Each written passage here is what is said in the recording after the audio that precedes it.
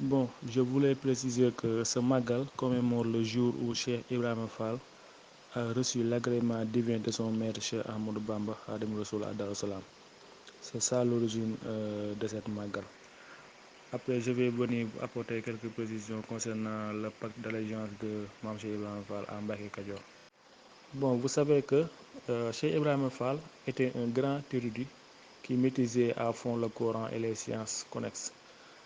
A été habité par la soif ardente de trouver un guide qui le ferait accéder à Dieu.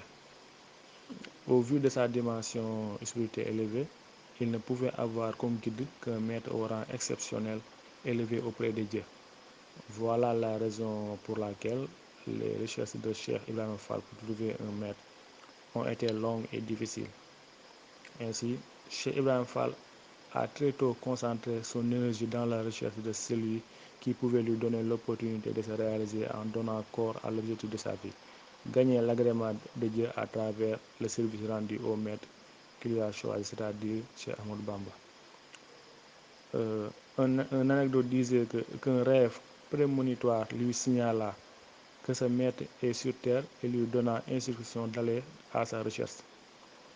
Après, une nuit, alors qu'il dormait, il fut secoué en ces termes: Ibra Fall, va à la recherche de ton maître Serigne Bamba. Et cette injection lui sera répétée par 3 fois. Sa quête opiniâtre le mena alors à Taïba Dakar, où résidait un grand savant qu'on appelait Serigne Taïba Dakar, et aussi à Mbacké Kadior. Sa rencontre avec Cheikh Ahmadou Bamba eut lieu dans cette dernière localité, c'est-à-dire Mbacké Kadior, le 20e jour du mois lunaire de Ramadan de l'an 1301 de l'Hégire, qui correspond à 1883 du calendrier chrétien.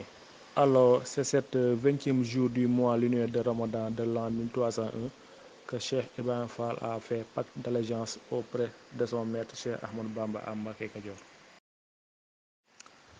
Ce marabout qui est Serigne Moustapha Fall, c'est un petit-fils de Serigne Modou Moustapha, fils de Mame Cheikh Ibrahim Fall.